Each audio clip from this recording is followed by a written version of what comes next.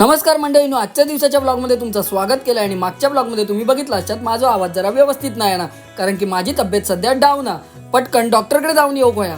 माळ्यावर जाऊन बघलं तर औषधीकडे साडी आणि सगळं पसारो करून ठेवलेलं आणि ती का म्हटलं या पसारो कसलो करून ठेवलं तर म्हणता सगळे साडी एकदम काढल्या, आता इस्त्री करून व्यवस्थित ठेवून देतलंय. झंबुराकडे गेलं आणि बघलंय तर झंबुरा चिडलेला होता. माका म्हणता तू बाजूक राहू माझी चप्पल माका घालून दे. कॅमेरा फिरवलेलो बघल्याबरोबर ता समजान गेला हे ब्लॉग शूट करता, मग त्यांना पोजी मारूक सुरुवात केल्या. एक नंबर तुझी कंबर चाल शेकी शेकी आहे किती सुंदर.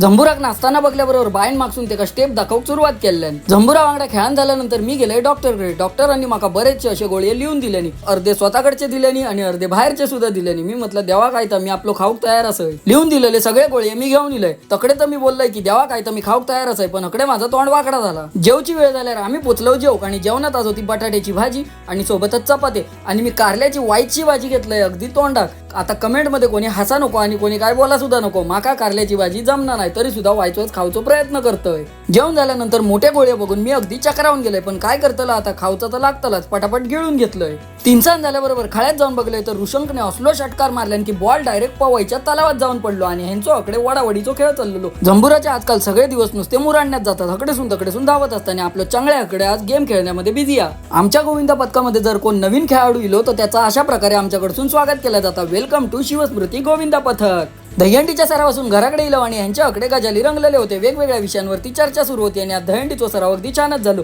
6 तर आमचे वायचे क्लोज झाल्यामुळे आमका उतरवचे लागले आणि आता जेवक जाऊची तयारी करताय. आम्ही भेटाय पुढच्या ब्लॉग मध्ये. तवसर देवा काळजी.